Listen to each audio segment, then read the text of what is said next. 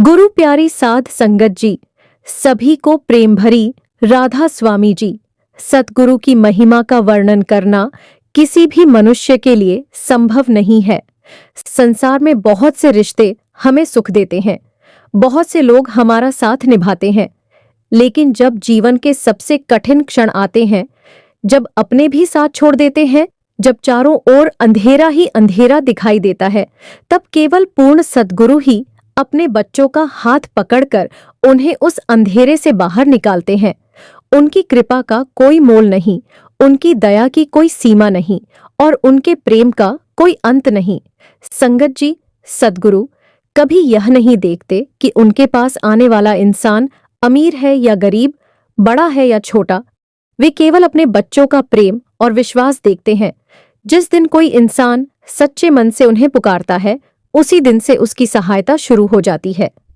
कई बार हमें उनकी कृपा दिखाई नहीं देती, लेकिन बाद में जब हम पीछे मुड़कर देखते हैं, तब समझ आता है कि जिस घटना को हम अपना सबसे बड़ा दुख समझ रहे थे, वही तो हमारी सबसे बड़ी रहमत की शुरुआत थी। आज मैं जो सच्ची साखी आपको सुनाने जा रही हूं, वह मेरे अपने जीवन की ऐसी घटना है जिसने मुझे अंदर से पूरी तरह बदल दिया। एक समय ऐसा भी था जब मुझे लगता था कि मेरी जिंदगी में अब कुछ भी अच्छा नहीं बचा। हर तरफ निराशा थी, आंखों में आंसू थे और दिल में केवल एक ही सवाल था कि आखिर मालिक मेरी परीक्षा कब तक लेंगे। लेकिन संगत जी, मुझे कहाँ पता था कि जिन दिनों को मैं अपने जीवन का सबसे बुरा समय समझ रही थी, उन्हीं दिनों सतगुरु मेरे लिए ऐसी राह तैयार कर रहे थे जिसकी मैंने कभी कल्पना भी नहीं की थी। आज भी जब मैं उस घटना को याद करती हूँ, तो मेरी आंखें अपने आप भर आती हैं। मेरा रोम रोम बाबा जी के चरणों में झुक जाता है, क्योंकि अगर उस दिन उनकी असीम कृपा मेरे परिवार पर न हुई होती, तो शायद आज मैं आपके सामने बैठकर यह साखी सुनाने के लिए जीवित भी न होती। इसीलिए संगत जी, मैं हाथ जोड़कर आप सबसे विनती करती हूँ कि इस साखी को पूरा अवश्य सुनिएगा। हो सकता है आज मेरी आप बीती किसी ऐसे इंसान के जीवन में उम्मीद की नई किरण जगा दे, जो इस समय अपने जीवन की सबसे कठिन परिस्थिति से गुजर रहा हो। अब मैं आपको अपने जीवन की वह घटना सुनाती हूँ जिसे याद करते ही आज भी मेरा गला भर आता है। राधा स्वामी जी, मेरा नाम सरबजीत कौर है। मैं पंजाब के होशियारपुर जिले के एक छोटे से गांव की रहने वाली हूँ। आज मेरी उम्र 42 वर्ष है, लेकिन मैं आपको जो घटना सुनाने जा रही हूँ, वह लगभग 8 वर्ष पुरानी है। उस समय मेरी शादी को केवल 4 वर्ष हुए थे। मेरे पति का नाम जसविंदर सिंह था। वे एक निजी कंपनी में मशीन ऑपरेटर का काम करते थे। उनकी तनख्वाह बहुत अधिक नहीं थी, लेकिन वे हमेशा यही कहते थे कि सरबजीत, कमाई छोटी हो सकती है, लेकिन अगर रोटी ईमान की हो और मालिक का नाम साथ हो, तो इंसान कभी गरीब नहीं होता। उनकी यही बात मेरे दिल को हमेशा सुकून देती थी। हमारे पास अपना बड़ा घर नहीं था। किराए के 2 छोटे छोटे कमरों में हमारा संसार बसा हुआ था। एक कमरे में हम दोनों रहते थे और दूसरे कमरे में छोटी सी रसोई और सामान रखा रहता था। घर में कोई बड़ी सुविधा नहीं थी, लेकिन मन में संतोष था। हर रविवार चाहे कितनी भी परेशानी क्यों ना हो, हम दोनों सत्संग में अवश्य जाते थे। कई बार किराए के पैसे बचाने के लिए पैदल भी चले जाते थे, लेकिन सत्संग कभी नहीं छोड़ते थे। मेरे पति कहते थे, सरबजीत, जिस घर में रोज मालिक का नाम लिया जाता है, वहां देर हो सकती है, लेकिन अंधेरा कभी स्थायी नहीं रहता। मैं मुस्कुराकर उनकी बात सुन लेती थी, लेकिन शायद किस्मत हमें किसी बहुत बड़ी परीक्षा के लिए तैयार कर रही थी। एक सोमवार की सुबह जसविंदर हमेशा की तरह काम पर चले गए। मैंने उनके लिए टिफिन तैयार किया और उन्हें विदा किया। उस समय मुझे बिल्कुल भी अंदाजा नहीं था कि शाम तक हमारी जिंदगी पूरी तरह बदल जाएगी। दोपहर के लगभग 3:30 बजे मेरा फोन बजा। स्क्रीन पर जसविंदर का नाम देखकर मैंने मुस्कुराते हुए फोन उठाया, लेकिन उधर से जो आवाज आई वह पहले जैसी बिल्कुल नहीं थी। उनकी आवाज कांप रही थी। उन्होंने धीमे स्वर में कहा, सरबजीत, आज कंपनी हमेशा के लिए बंद हो गई। हम सबको नौकरी से निकाल दिया गया है। मेरे हाथ से मोबाइल लगभग छूट ही गया। कुछ पल के लिए मेरी सांसें जैसे रुक गईं। मैं कुछ बोल नहीं पाई, बस इतना ही पूछ सकी, अब अब क्या होगा जी? उन्होंने थोड़ी देर चुप रहने के बाद कहा, मुझे नहीं पता, लेकिन इतना जरूर पता है कि मालिक जो करेंगे अच्छा ही करेंगे। फोन कट गया, लेकिन मेरे मन में हजारों सवाल छोड़ गया। उस दिन शाम को जब जसविंदर घर लौटे तो उनके कदम पहले जैसे मजबूत नहीं थे। उनके चेहरे की मुस्कान कहीं खो चुकी थी। उन्होंने दरवाजे के अंदर कदम रखा, मेरी तरफ देखा और बिना कुछ बोले अपनी जेब से आखिरी तनख्वाह का लिफाफा निकालकर मेरे हाथ में रख दिया। मैंने उनकी आंखों में देखा। उनकी आंखें नम थीं, लेकिन वे मेरे सामने टूटना नहीं चाहते थे। उनकी आंखें नम थीं, लेकिन वे मेरे सामने टूटना नहीं चाहते थे। मैंने धीरे से उनका हाथ पकड़ा और उन्हें चारपाई पर बैठा दिया। कुछ देर तक हम दोनों के बीच बिल्कुल सन्नाटा छाया रहा। कमरे में घड़ी की टिक टिक साफ सुनाई दे रही थी, लेकिन हमारे पास एक दूसरे से कहने के लिए जैसे शब्द ही नहीं बचे थे। कुछ देर बाद मैंने हिम्मत करके पूछा, क्या कंपनी वालों ने कोई उम्मीद दी है कि दोबारा शुरू होगी?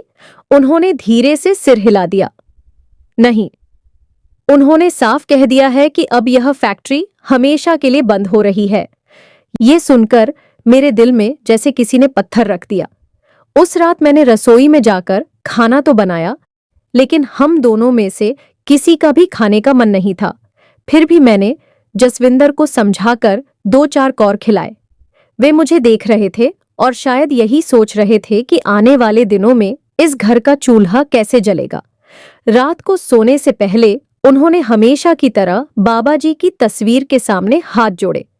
उनकी आंखों में आंसू थे, लेकिन होठों पर केवल एक ही शब्द था, शुक्राना। मैं उन्हें देखती रही। उस दिन मुझे पहली बार समझ आया कि सच्चा विश्वास क्या होता है। अगले दिन से उनकी नई तलाश शुरू हो गई। सुबह जल्दी उठते, नहा धोकर तैयार होते और नौकरी की खोज में निकल जाते। शाम को लौटते तो चेहरे पर पहले से ज्यादा थकान होती। कभी कोई कह देता कि अभी जगह खाली नहीं है, कभी कोई कह देता कि अनुभव कम है, कभी कोई आधी तनख्वाह पर काम करने की बात करता। लगातार 15 दिन ऐसे ही बीत गए। घर में रखी थोड़ी बहुत बचत भी खत्म होने लगी। मैं खर्चा कम करने लगी। दूध बंद कर दिया, फल खरीदना बंद कर दिया। कई बार ऐसा होता कि मैं खुद भूखी रह जाती और जसविंदर से कह देती कि मेरा मन नहीं है, आप खा लीजिए। लेकिन वे भी सब समझते थे। वे अपनी थाली का आधा खाना मेरी प्लेट में रख देते और कहते, जब तक हम दोनों साथ हैं तब तक कोई भी मुश्किल बड़ी नहीं है। उनकी यह बात सुनकर मैं मुस्कुरा तो देती, लेकिन जैसे ही वे दूसरी तरफ देखते मेरी आंखों से आंसू निकल पड़ते। इसी बीच एक सुबह मुझे तेज चक्कर आया। मैं रसोई में खड़ी थी और अचानक मेरी आंखों के सामने अंधेरा छा गया। अगर दीवार का सहारा न मिलता तो शायद मैं वहीं गिर जाती। जसविंदर घबरा गए। वे मुझे तुरंत गांव के डॉक्टर के पास ले गए। डॉक्टर ने जांच करने के बाद कहा, शरीर में बहुत कमजोरी आ गई है, तनाव भी बहुत ज्यादा है। अगर समय पर इलाज और दवाइयां शुरू नहीं हुई तो परेशानी बढ़ सकती है। मैं डॉक्टर की बात सुन रही थी, लेकिन मेरी नज़र जसविंदर के चेहरे पर थी। वे डॉक्टर की बात कम और फीस की तरफ ज्यादा सोच रहे थे। दवा लेकर जब हम बाहर निकले तो उन्होंने जेब में हाथ डाला, कुछ मुड़े तुड़े नोट निकाले, उन्हें गिनने लगे, फिर चुपचाप दवा वाले को पैसे दे दिए। घर लौटते समय पूरे रास्ते उन्होंने एक शब्द भी नहीं बोला। उस दिन पहली बार मुझे लगा कि मेरा इलाज नहीं, बल्कि मेरी वजह से उनका दिल ज्यादा बीमार हो रहा है। उस रात जब वे सो गए तो मैं बहुत देर तक जागती रही। मैंने धीरे से बाबा जी की तस्वीर अपने सामने रखी, दीपक जलाया, हाथ जोड़कर बैठ गई। मेरे आंसू रुक ही नहीं रहे थे। मैं रोते रोते कहने लगी, बाबा जी, मैं आपसे कभी धन दौलत नहीं मांगती, कभी बड़ा घर नहीं मांगा, बस मेरे पति की मेहनत बेकार मत जाने दीजिए। उन्होंने आज तक किसी का बुरा नहीं किया, किसी का हक नहीं छीना। फिर इतनी बड़ी परीक्षा क्यों? मैं लगातार रोती रही। कमरे में बिल्कुल सन्नाटा था। अचानक मुझे ऐसा महसूस हुआ जैसे हवा का एक बहुत ही ठंडा और शांत झोंका कमरे के अंदर आया हो। साथ ही एक ऐसी दिव्य सुगंध पूरे कमरे में फैल गई जिसे मैंने पहले कभी महसूस नहीं किया था। मैंने तुरंत अपने आंसू पोंछे, चारों तरफ देखने लगी। दरवाजा बंद था, खिड़की भी बंद थी। फिर यह सुगंध कहाँ से आई? मेरा दिल बहुत तेजी से धड़कने लगा। मैंने बाबाजी की तस्वीर की तरफ देखा। ऐसा लगा जैसे उनके चेहरे पर पहले से अधिक तेज दिखाई दे रहा हो। मैं कुछ समझ पाती उससे पहले मेरे मन के अंदर एक बहुत ही शांत आवाज गूंजी, बेटी, धैर्य रख, हर परीक्षा सजा नहीं होती। मैं एकदम चौंक गई। मैंने पीछे मुड़कर देखा। पूरा कमरा खाली था, लेकिन वह सुगंध अब भी पूरे वातावरण में फैली हुई थी। मेरी आंखों से आंसू फिर बहने लगे, इस बार दुख के नहीं, एक अजीब सी शांति के। मैंने पहली बार महसूस किया कि शायद मेरी प्रार्थना किसी ने सचमुच सुन ली है। सुबह जब मैंने यह बात जसविंदर को बताई तो उन्होंने मेरी बात बहुत ध्यान से सुनी। उन्होंने मेरी आंखों में देखते हुए कहा, सरबजीत, चाहे यह सपना हो, चाहे बाबाजी की कृपा, लेकिन एक बात तय है, अब हमें डरना नहीं है। क्योंकि जब मालिक अपने बच्चे को हिम्मत देना शुरू कर देते हैं, तब समझ लेना चाहिए कि अंधेरा ज्यादा दिनों का मेहमान नहीं होता। अब आप सभी से मेरा एक छोटा सा निवेदन है, यदि आपके हृदय में भी राधा स्वामी नाम के प्रति श्रद्धा और प्रेम है, तो कृपया कमेंट बॉक्स में राधा स्वामी जी अवश्य लिखिए। मैं सच कहती हूँ, जब भी मैं आप सभी के कमेंट पढ़ती हूँ तो ऐसा लगता है जैसे पूरी साध संगत एक परिवार बनकर मालिक का नाम जप रही हो। यदि आपने अभी तक इस वीडियो को लाइक नहीं किया है तो कृपया अभी एक लाइक जरूर कर दीजिए।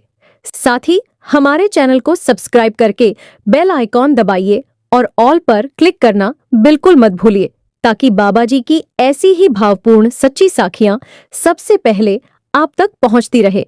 आपका यह छोटा सा सहयोग हमारे लिए बहुत बड़ा उत्साह बन जाता है। अब आगे सुनिए। किया हुआ उनकी यह बात सुनकर मेरे मन में एक नई आशा जागी, लेकिन हमें बिल्कुल भी अंदाजा नहीं था कि उसी दिन दोपहर में आने वाला एक फोन हमारी जिंदगी को ऐसे रास्ते पर ले जाने वाला था जहां से लौटने के बाद हम पहले जैसे कभी नहीं रहने वाले थे।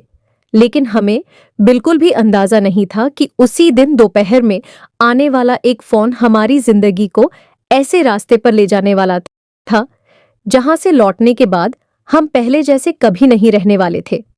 दोपहर के लगभग 1 बजे जसविंदर का मोबाइल बजा। उन्होंने स्क्रीन की तरफ देखा और कुछ पल तक चुप रहे। फिर मेरी तरफ देखकर बोले, ये तो अमरजीत का फोन है। अमरजीत उनके पुराने मित्र थे। कई वर्ष पहले वे नौकरी की तलाश में लुधियाना छोड़कर दिल्ली चले गए थे। उसके बाद कभी कभार ही बात होती थी। जसविंदर ने फोन उठाया। कुछ देर तक वे सिर्फ हाँ, अच्छा, सच, कब से, ठीक है, इतना ही कहते रहे। फोन रखते ही मैंने उत्सुकता से पूछा, क्या हुआ? उन्होंने पहली बार कई दिनों बाद हल्की सी मुस्कान के साथ कहा, सरबजीत, शायद बाबाजी ने हमारी सुन ली। अमरजीत कह रहा था कि उनकी कंपनी में एक जगह खाली हुई है। अगर मैं जल्दी दिल्ली पहुंच जाऊं तो इंटरव्यू करवा देगा। मेरे चेहरे पर भी कई दिनों बाद मुस्कान आई, लेकिन पता नहीं क्यों उस मुस्कान के पीछे भी मेरा मन पूरी तरह शांत नहीं हो पाया। दिल के किसी कोने में एक अनजाना डर अब भी बैठा हुआ था। शाम तक हमने बैठकर हिसाब लगाया। घर में जितने पैसे बचे थे उनसे बस आने जाने का खर्च निकल सकता था। अगर नौकरी नहीं मिली तो लौटने के लिए भी शायद पैसे न बचते। फिर भी हमने फैसला किया कि कोशिश किए बिना हार मान लेना ठीक नहीं। मैंने कहा, जो होगा देखा जाएगा। अगर बाबाजी ने रास्ता खोला है तो वे मंजिल भी जरूर देंगे। जसविंदर मुस्कुरा दिए। अगले दिन सुबह की ट्रेन का टिकट किसी तरह मिल गया। पूरे दिन मैं यात्रा की तैयारी करती रही। एक छोटा सा बैग तैयार किया, 2 जोड़ी कपड़े रखे, थोड़ा सा घर का बना खाना रखा ताकि रास्ते में बाहर का खर्च न करना पड़े। शाम होते होते पड़ोस की गुरमीत आंटी मिलने आ गई। उन्होंने हमारी हालत पहले से ही देख रखी थी। उन्होंने जाते जाते मेरे हाथ में 500 रुपए रख दिए। मैंने तुरंत वापस करने चाहे, लेकिन उन्होंने मेरा हाथ पकड़ लिया। बोली, बेटी, इसे उधार मत समझना, यह भी मालिक की सेवा है। जब अच्छे दिन आए तब किसी और जरूरतमंद की मदद कर देना। उनकी बात सुनकर मेरी आंखें भर आईं। उस रात हम दोनों बहुत जल्दी सोने की कोशिश कर रहे थे, लेकिन नींद किसी की आंखों में नहीं थी। जसविंदर करवटें बदल रहे थे। मैं छत की तरफ देख रही थी। कमरे में गहरा सन्नाटा था। आधी रात के करीब शायद मेरी आंख लग गई। तभी मैंने एक विचित्र सा सपना देखा। मैंने देखा कि चारों तरफ घना अंधेरा है। मैं और जसविंदर किसी सुनसान रास्ते पर चल रहे हैं। अचानक हमारे सामने रास्ता दो भागों में बंट जाता है। एक रास्ता बिल्कुल साफ दिखाई देता है, दूसरे रास्ते पर गहरा कोहरा छाया हुआ है। हम दोनों समझ नहीं पा रहे कि किस तरफ जाए। तभी दूर से सफेद प्रकाश दिखाई देता है। उस प्रकाश के बीच एक तेजस्वी महापुरुष खड़े थे। उनके चेहरे पर ऐसी करुणा थी कि उन्हें देखते ही मेरा सारा भय समाप्त होने लगा। उन्होंने कुछ नहीं कहा, बस अपना दाहिना हाथ उठाकर उस कोहरे वाले रास्ते की तरफ संकेत किया। मैं घबरा गई। मन में आया कि उधर तो कुछ दिखाई ही नहीं दे रहा, लेकिन तभी उनके होंठ हिले। बहुत धीमी, बहुत शांत आवाज मेरे कानों तक पहुंची। जिस रास्ते पर मालिक साथ हो, वहां अंधेरा भी मंजिल तक पहुंचा देता है। इतना सुनते ही मेरी आंख खुल गई। मैं घबराकर उठ बैठी। मेरी सांसें तेज चल रही थीं।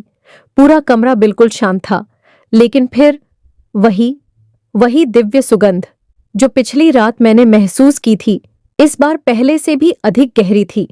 मैं कुछ देर तक चुपचाप बैठी रही, फिर बाबा जी की तस्वीर के सामने हाथ जोड़कर केवल इतना ही कह सकी, अगर यह आपकी कृपा है तो मेरे विश्वास को कभी टूटने मत देना। सुबह 4 बजे हमारी आंख खुल गई।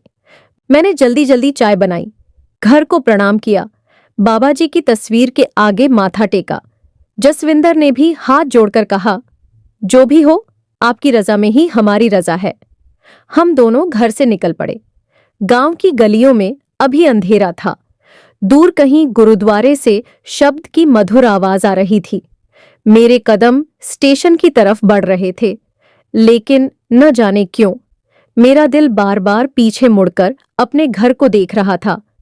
ऐसा लग रहा था जैसे यह सफर केवल नौकरी की तलाश का नहीं, बल्कि हमारी पूरी जिंदगी बदलने वाला सफर बनने जा रहा हो। स्टेशन पहुंचते पहुंचते सुबह हो चुकी थी। चारों तरफ यात्रियों की भीड़ थी। कोई जल्दी जल्दी टिकट खिड़की की तरफ भाग रहा था, कोई अपने परिवार को विदा कर रहा था, कोई सामान उठाए प्लेटफॉर्म बदल रहा था। लेकिन उस भारी भीड़ के बीच मेरा मन बिल्कुल शांत नहीं था, जैसे कोई अनदेखी घटना हमारी ओर धीरे धीरे बढ़ रही हो, और मुझे उसका आभास तो हो रहा था, लेकिन मैं उसे समझ नहीं पा रही थी। स्टेशन पर खड़े खड़े मैं बार बार बाबा जी का नाम जप रही थी। मेरे हाथ ठंडे पड़ चुके थे और दिल की धड़कन जाने क्यों सामान्य नहीं हो रही थी। जसविंदर बार बार मुझे समझा रहे थे, सरबजीत, इतना मत सोचो, देखना सब अच्छा होगा। मैंने मुस्कुराने की कोशिश की, लेकिन दिल मान ही नहीं रहा था। कुछ ही मिनटों बाद हमारी ट्रेन प्लेटफॉर्म पर आकर रुकी। लोग जल्दी जल्दी अपने डिब्बों की तरफ भागने लगे। किसी के हाथ में बड़ा सूटकेस था, कोई छोटे बच्चों को संभाल रहा था, कोई सीट ढूंढने की जल्दी में था। हम भी अपना छोटा सा बैग लेकर डिब्बे के अंदर पहुंच गए। हमारी सीट खिड़की के पास थी। सामने वाली सीट पर लगभग 70 वर्ष की एक बुजुर्ग माताजी बैठी थीं। उनके हाथ में माला थी और उनके होंठ लगातार मालिक का नाम जप रहे थे। उनके चेहरे पर ऐसी शांति थी कि उन्हें देखते ही मन को थोड़ा सुकून मिला। उन्होंने मुस्कुराकर मेरी तरफ देखा। बेटी, पहली बार कहीं दूर जा रही हो क्या? मैंने धीरे से कहा। जी माताजी। उन्होंने फिर मेरी आंखों की तरफ देखा। लेकिन तेरे मन में यात्रा से ज्यादा कोई और डर बैठा हुआ है। उनकी यह बात सुनकर मैं हैरान रह गई। मैंने उनसे तो कुछ भी नहीं कहा था, फिर उन्हें कैसे पता चल गया? मेरी आंखें भर आईं। मैंने धीरे धीरे उन्हें पिछले कुछ महीनों की सारी बातें बता दी। नौकरी छूटना, मेरी बीमारी, आर्थिक परेशानी, दिल्ली जाने की मजबूरी और पिछली 2 रातों में महसूस हुई वह दिव्य सुगंध और सपना। माताजी पूरे समय शांत होकर सुनती रहीं। जब मैं चुप हुई तो उन्होंने बहुत प्यार से मेरे सिर पर हाथ रखा, फिर बोली, बेटी, जब मालिक किसी बच्चे की परीक्षा लेते हैं तब उससे पहले उसे अकेला नहीं छोड़ते। याद रखना, जिस घर में विश्वास जिंदा रहता है वहां चमत्कार आने में देर हो सकती है, लेकिन आते जरूर हैं। उनकी बातें सुनकर मेरे दिल का बोझ थोड़ा हल्का हो गया। उसी समय ट्रेन ने सीटी दी और धीरे धीरे आगे बढ़ने लगी। मैंने खिड़की से बाहर देखा। स्टेशन पीछे छूटता जा रहा था। ऐसा लग रहा था जैसे हमारे जीवन का एक अध्याय वहीं समाप्त हो गया हो। अब आगे क्या लिखा है, ये केवल मालिक ही जानते थे। सुबह का समय धीरे धीरे दोपहर में बदल गया। हमने घर से लाया हुआ थोड़ा सा खाना निकाला। जसविंदर ने पहले मुझे खिलाया, फिर खुद खाने लगे। माताजी ने भी अपने डिब्बे में से थोड़ा सा प्रसाद निकालकर हमें दिया। उन्होंने कहा, रास्ते में मालिक का प्रसाद कभी मना नहीं करते। हमने दोनों हाथ जोड़कर प्रसाद ग्रहण किया। न जाने क्यों उसे खाते ही मन में एक अजीब सी शांति उतरने लगी। शाम होते होते मौसम अचानक बदल गया। आसमान पर काले बादल छा गए। कुछ ही देर में तेज हवा चलने लगी। फिर मूसलाधार बारिश शुरू हो गई। खिड़की के शीशों पर बारिश की बूंदें इतनी तेजी से गिर रही थीं कि बाहर कुछ भी साफ दिखाई नहीं दे रहा था। ट्रेन भी पहले से ज्यादा तेजी से हिलने लगी। डिब्बे में बैठे छोटे बच्चे डरकर अपनी माँओं से लिपट गए। कुछ यात्रियों ने भगवान का नाम लेना शुरू कर दिया। मेरे हाथ अपने आप जसविंदर के हाथ पर चले गए। उन्होंने मेरी तरफ देखकर मुस्कुराने की कोशिश की, लेकिन इस बार उनकी आंखों में भी हल्का सा डर साफ दिखाई दे रहा था। संगत जी, जैसे जैसे रात गहराने लगी वैसे वैसे मेरा मन और अधिक बेचैन होने लगा। मैंने आंखें बंद कर लीं, धीरे धीरे सिमरन करने लगी। तभी पूरे डिब्बे में अचानक वही दिव्य सुगंध फैलने लगी, बिल्कुल वैसी ही जैसी मैंने अपने घर में लगातार 2 रात महसूस की थी। मेरी आंखें अपने आप खुल गईं। मैंने घबराकर चारों तरफ देखा। इस बार केवल मैं ही नहीं, सामने बैठी माताजी भी अचानक इधर उधर देखने लगी। उन्होंने गहरी सांस ली और धीरे से बोली, बेटी, क्या तुझे भी यह सुगंध महसूस हो रही है? मैंने कांपती हुई आवाज में कहा, जी माताजी। उन्होंने तुरंत दोनों हाथ जोड़ ली। उनकी आंखों से आंसू बहने लगे। वह बस एक ही बात बार बार कह रही थी, शुक्राना, शुक्राना, लाख लाख शुक्राना। मैं कुछ समझ पाती।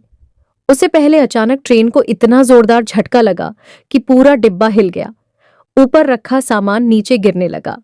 बच्चों की चीखें पूरे डिब्बे में गूंज उठीं और उसी क्षण मेरी नजर डिब्बे के दरवाजे की तरफ गई, जहां बारिश और अंधेरे के बीच सफेद प्रकाश की हल्की सी आभा धीरे धीरे उभरती हुई दिखाई देने लगी। जहां बारिश और अंधेरे के बीच सफेद प्रकाश की हल्की सी आभा धीरे धीरे उभरती हुई दिखाई देने लगी। पहले तो मुझे लगा कि शायद बिजली चमकी होगी, लेकिन अगले ही पल वह प्रकाश स्थिर हो गया। मेरी सांस जैसे थम गई। उस उजाले के बीच एक तेजस्वी स्वरूप बिल्कुल शांत भाव से खड़ा दिखाई दे रहा था। उनका चेहरा इतना तेजमय था कि मैं आंखें हटाना चाहकर भी नहीं हटा पा रही थी। ऐसा लग रहा था जैसे उनके चारों ओर प्रकाश का एक अदृश्य घेरा हो। मेरे शरीर में सिहरन दौड़ गई। मैंने धीरे से जसविंदर का हाथ दबाया। उन्होंने मेरी तरफ देखा। मैं कांपती हुई आवाज में बोली, उधर दरवाजे के पास देखिए। उन्होंने तुरंत उधर देखा। कुछ क्षणों तक वे बिल्कुल चुप रहे, फिर उनकी आंखें फैल गईं। मैंने पहली बार उनके चेहरे पर आश्चर्य और श्रद्धा एक साथ देखी। उसी समय वह तेजस्वी स्वरूप बहुत शांत भाव से हमारी ओर देखने लगा। उनकी आंखों में न तो कठोरता थी और न ही भय, सिर्फ अथाह करुणा थी। फिर ऐसा लगा जैसे बिना होंठ हिलाए एक मधुर स्वर मेरे भीतर गूंज उठा, डरो मत, जिसका विश्वास जीवित है उसकी रक्षा पहले ही कर दी जाती है। मेरी आंखों से आंसू अपने आप बहने लगे। मैं कुछ बोल भी नहीं पा रही थी। डिब्बे में बैठे अधिकांश लोग अभी भी घबराहट में इधर उधर देख रहे थे। किसी को सामान की चिंता थी, कोई बच्चों को संभाल रहा था, लेकिन उस क्षण मुझे ऐसा लग रहा था जैसे समय कुछ पल के लिए ठहर गया हो। अचानक इतना भयानक झटका लगा कि पूरा डिब्बा जोर से कांप उठा। कई लोग सीटों से नीचे गिर पड़े। ऊपर रखे बैग यात्रियों के ऊपर गिरने लगे। बच्चों की चीखें और महिलाओं की आवाजें पूरे डिब्बे में गूंजने लगीं। मैंने तुरंत जसविंदर का हाथ कसकर पकड़ लिया। मेरी आंखें बंद हो गईं। मेरे होठों पर केवल एक ही शब्द था, राधा स्वामी, राधा स्वामी, राधा स्वामी। कुछ ही सेकंड बाद एक बहुत तेज ब्रेक लगा। ऐसा लगा जैसे पूरी ट्रेन अपनी पूरी ताकत से रुकने की कोशिश कर रही हो। पहियों की घर्षण की आवाज रात के सन्नाटे को चीर रही थी। फिर अचानक सब कुछ शांत हो गया। कुछ पल पहले जहां चीख पुकार थी, अब वहां सन्नाटा था। इतना गहरा सन्नाटा कि लोगों की तेज सांसों की आवाज भी सुनाई दे रही थी। मैंने धीरे धीरे आंखें खोलीं। सबसे पहले मेरी नजर फिर उसी दरवाजे की तरफ गई, लेकिन वहां अब कोई नहीं था। सिर्फ वही दिव्य सुगंध अब भी पूरे डिब्बे में फैली हुई थी। मेरे हाथ कांप रहे थे। मैंने जसविंदर की तरफ देखा। उनकी आंखों से लगातार आंसू बह रहे थे। उन्होंने धीमे स्वर में कहा, सरबजीत। मैंने भी उन्हें देखा। मेरी रुलाई फूट पड़ी। मैं कुछ बोल ही नहीं पाई। सामने बैठी माताजी भी रो रही थीं। उन्होंने दोनों हाथ जोड़ रखे थे। वे बार बार बस इतना ही कह रही थीं, शुक्राना मालिक, लाख लाख शुक्राना। करीब 10 मिनट तक ट्रेन वहीं खड़ी रही। फिर बाहर से लोगों के दौड़ने की आवाजें आने लगीं। रेलवे कर्मचारी टॉर्च लेकर इधर उधर भाग रहे थे। कुछ देर बाद खबर पूरे डिब्बे में फैल गई। आगे लगभग आधा किलोमीटर की दूरी पर भारी बारिश के कारण रेलवे ट्रैक का एक हिस्सा टूट चुका था। अगर ट्रेन कुछ सेकंड और आगे बढ़ जाती तो कई डिब्बे गहरी खाई में गिर सकते थे। यह सुनते ही पूरे डिब्बे में बैठे लोगों के चेहरों का रंग उड़ गया। कई लोग वहीं बैठकर रोने लगे। किसी ने माथा टेक दिया, कोई अपने परिवार वालों को फोन मिलाने लगा। लेकिन मैं बिल्कुल शांत बैठी थी। मेरे मन में केवल वही तेजस्वी स्वरूप घूम रहा था। मैं बार बार सोच रही थी, क्या सचमुच बाबा जी ने हमारी रक्षा की, या यह सब मेरी कल्पना थी?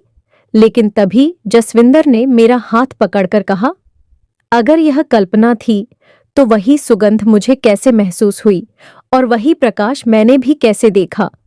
उनकी बात सुनकर मेरे शरीर में फिर सिहरन दौड़ गई। इतने में इंजन की तरफ से 2 रेलवे कर्मचारी हमारे डिब्बे में आए। वे आपस में बातें कर रहे थे। उनमें से एक कह रहा था, आज तो समझो नया जन्म मिला है। ड्राइवर साहब कह रहे थे कि पता नहीं क्यों अचानक उनके हाथ अपने आप ब्रेक पर चले गए। उन्हें ऐसा लगा जैसे किसी ने जोर से उनका हाथ पकड़कर ब्रेक लगवा दिया हो, वरना इतनी बारिश में उन्हें टूटा हुआ ट्रैक दिखाई ही नहीं देता। उनकी यह बात सुनते ही मेरी आंखों से आंसू फिर बहने लगे। मैंने धीरे से बाबा जी की तस्वीर, जो हमेशा अपने पर्स में रखती थी, बाहर निकाली। उसे अपने माथे से लगाया और मन ही मन कहा, बाबा जी, अगर आज यह आपका ही हाथ था तो मैं वचन देती हूं। मैंने बाबा जी की तस्वीर को अपने सीने से लगा लिया। मेरी आंखों से आंसू लगातार बह रहे थे, लेकिन इस बार उन आंसुओं में डर कम और विश्वास अधिक था। ऐसा लग रहा था जैसे किसी ने मेरे भीतर टूट चुकी हिम्मत को फिर से जोड़ दिया हो। करीब 2 घंटे बाद रेलवे अधिकारियों ने दूसरी लाइन से ट्रेन को धीरे धीरे आगे बढ़ाने की अनुमति दे दी। पूरी रात कोई भी यात्री ठीक से सो नहीं पाया। हर किसी के चेहरे पर एक ही सवाल था कि अगर कुछ सेकंड की भी देर हो जाती तो शायद आज इस डिब्बे में बैठे अधिकांश लोग जीवित न होते। मैं खिड़की से बाहर अंधेरे को देख रही थी।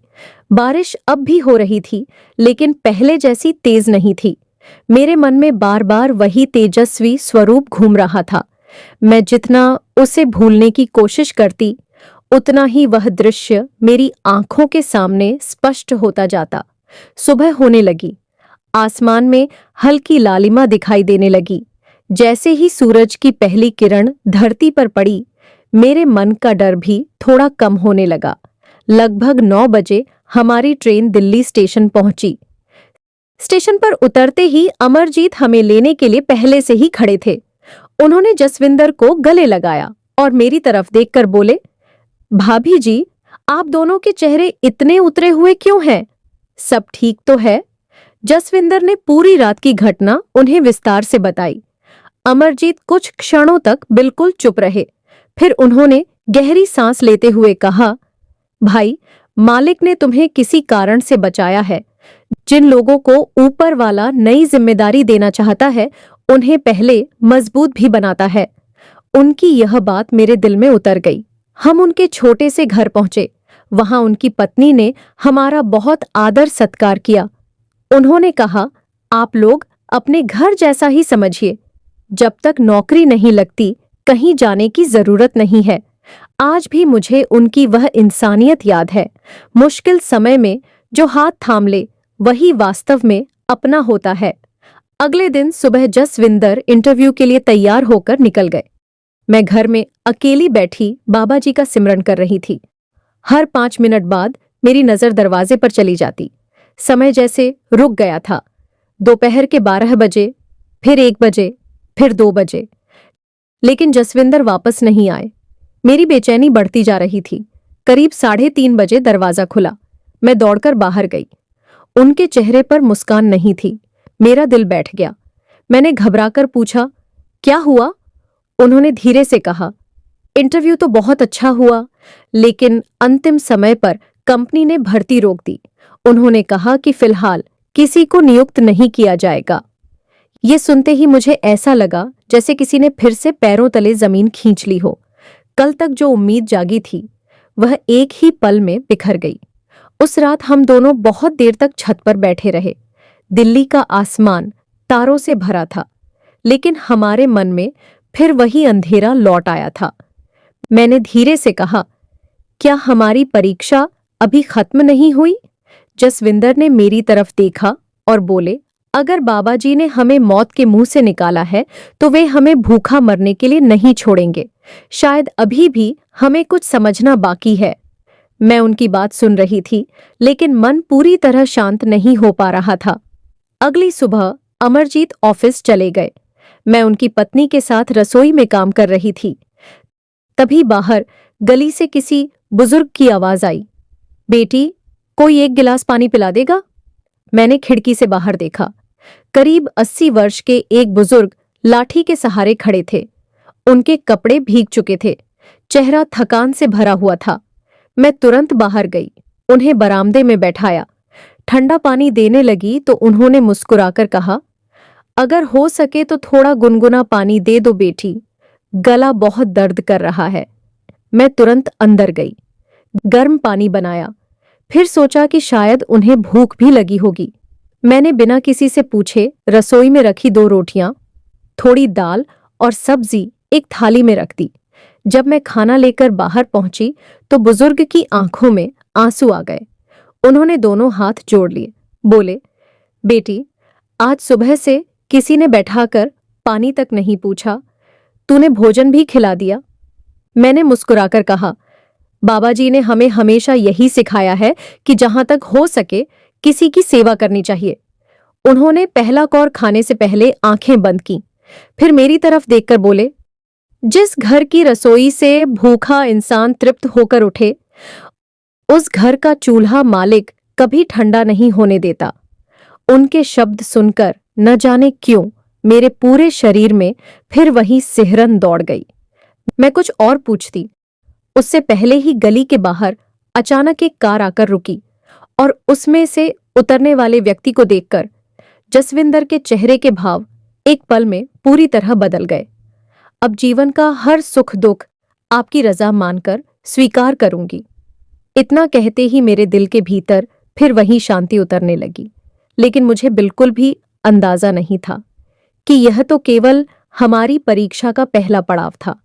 सद्गुरु अभी हमें ऐसी सीख देने वाले थे जो हमारी पूरी सोच, हमारा पूरा जीवन और हमारे विश्वास का अर्थ हमेशा के लिए बदल देने वाली थी।